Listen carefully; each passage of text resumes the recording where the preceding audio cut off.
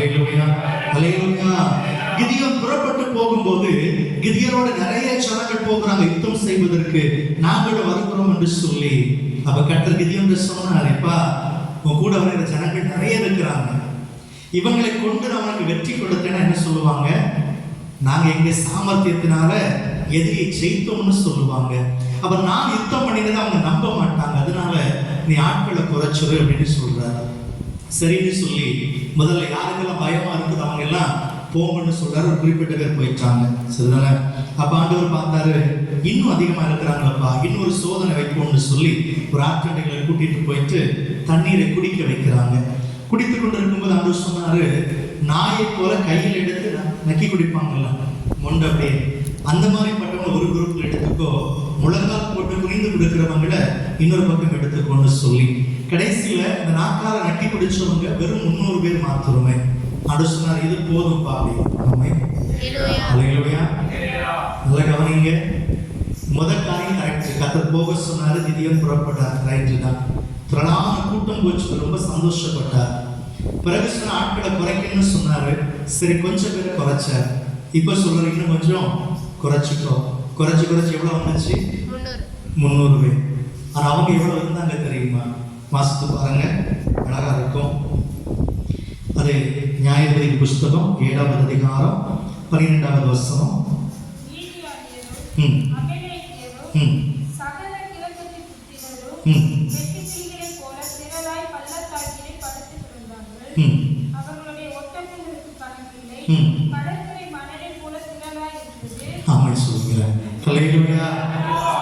எதிரில் எவ்வளவு இருக்கிறாங்க?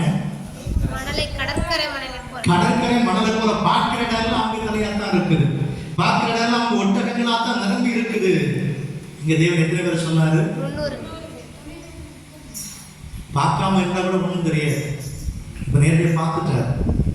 இந்த 300 வச்சு கடற்கரை மணலாக இருக்கிறவர்கள் எப்படி சமாளிப்பது? நம்ம என்ன சொல்லியிருப்போம்? ஆண்டவரே உன் பேச்சை கேட்டு இது வரைக்கும் வாங்க, இன்னும் கேட்டுட்டேன்னா கஷ்டம் தான், நான் வந்த வழிக்கு போறேன்னு பாதி பேர் போயிருப்பாங்க. நம்ம இந்த இடுக்கமான வாசல் சொல்லும் போதே பாதி பேர் போயிடுவாங்க. நமக்கெல்லாம் ஒப்பேறாதுப்பா, நம்ம ஃப்ரீயா இருக்கணும் அப்படின்னு சொல்லி. ஆனா கிதியோனை பாருங்க, வெட்டுக்கிளிகளை போல என்ன செய்யறாங்க? ஆட்கள் பரவி இருக்கிறாங்க. ஆண்டவர் சொல்லி அனுப்புறேன்ப்பா, நீ போ, நான் கையில் என்ன செய்வேன்? ஒப்பு கொடுப்பேன். ஒருவேளை உனக்கு அது ஒரு கஷ்டமா தெரியுதுன்னா இன்னைக்கு ராத்திரி நீயும் வேலைக்கார சேர்ந்து என்ன செய்யுங்க? ரகசியமா அங்க போங்க, அவங்க பேசுகிறத மட்டும் கேளுங்க அப்படின்னு சொல்லி அனுப்புறாரு. அப்பதான் இந்த கிதியோனும் அவரோட கூட பூராவும் சேர்ந்து போறாங்க. 2 பேர் போகும்போது அந்த காட்சியை பார்க்கறாங்க. பார்த்த பிற்பாடு அங்க இருக்கிறவங்க மாறி மாறி பேசுகிறாங்க. ஒருவன் மற்றவருக்கு ஒரு சொப்பனத்தை சொன்னா. 13ஆவது வசனம். அங்க போகிற அந்த மீதியான என்ன பண்றான்? 2 பேர் பேசுறாங்க. ஒருத்தர் சொல்றான், எப்பா நான் சொப்பனத்தை கண்டப்பா அப்படின்னு. அடுத்த சொல்றான், சரி சொல்லு, பரவாயில்ல. அவன் சொல்றான், ஒரே ஒரு சுட்ட வார்கோதுமை அப்போ உருண்டு வந்துட்டு மீதி அங்கே கூடாரத்துக்கு மேல விழுந்து எல்லா கூடாரமும் அணைஞ்சு போச்சுன்னு சொல்றாரு. ஆமா, இது சொன்ன உடனே இன்னொருத்த விளக்கம் கொடுக்கிறான், எப்பா சுட்ட வார்கோதுமை உண்மைதான், அது இருக்குது, அது வேற யாரும் இல்லை, அந்த கிதியோன் தான். ஆமா, அல்லேலூயா, அல்லேலூயா. இவ்வளவு சொன்னதா உண்டு. கிதியோன் புறப்பட ஆரம்பித்தார். 300 பேர் 3 படைகளை வகுத்து பாறைகளை, எக்காலங்களை, தீவட்டிகளை கொடுத்து, நான் சொல்லுவது போல செய்யுங்க, கர்த்தரின் பட்டயம், கிதியோனின் பட்டயம்னு சொல்லி ஆர்ப்பரிங்கன்னு சொன்னாங்க. நடு ராத்திரில ஆர்ப்பரிச்சு அந்த நேரத்தில் அங்க கடற்கரை மணலாய் பரவி கிடந்தவங்க மாறி மாறி வெட்டோடு அத்தனை பேர் செத்து போனாங்க. ஆமென், அல்லேலூயா. விதமா கிதியோன் வெற்றி பெற்றார். ஆமென், நல்லா கவனிங்க. சில நேரங்களில சில பாதைகள் பிரச்சனை நமக்கு பெருசா தெரியும்.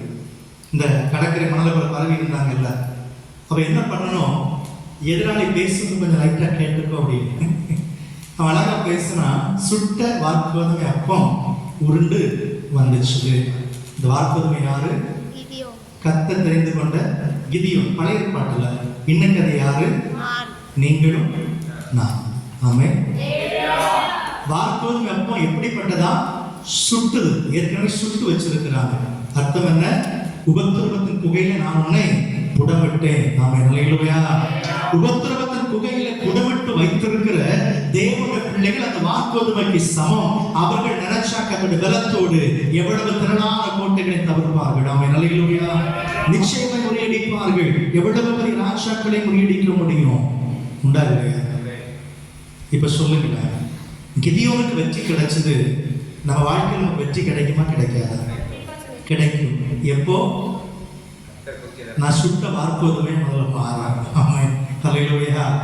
சுடுவதற்கு ஒப்பு கொடுத்தாதானே கட்டியா இருந்திருக்கும், அப்படித்தானே? மாவா இருந்தால் அது உருண்டு இருக்குமா?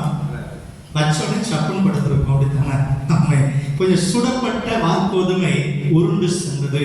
கர்த்தர் அனைத்து உபத்திரவத்தின் புகையில் என்ன செய்திருக்கிறார்? புடமிட்டு வச்சிருக்கிறாரு. உங்களை கொண்டு பெரிய காரியத்தை செய்வார். ஆமென், ஹல்லேலூயா, ஹல்லேலூயா. அவ்விதமா கிதியோனுடைய கையை கொண்டு மிகப்பெரிய ரட்சிப்பை தேவன் கட்டளையிட்டார். அவ்வளவு பெரிய தேவனுடைய பிள்ளைகள் நாம சில விஷயத்துல உடைஞ்சு போய் கிடக்கிறோம். ஆமென், ஹல்லேலூயா.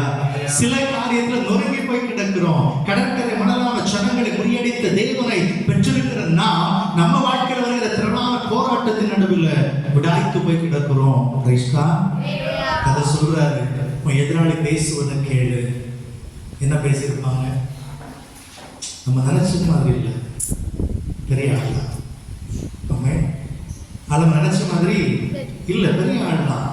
எவ்வளவு செய்து பார்க்கிறோம், நல்லா தான் இருக்கிறாங்க, வளர்கிறாங்க, உயர்ந்துட்டே இருக்கிறாங்க. யார் சொல்லுவாங்க? எதிராளி.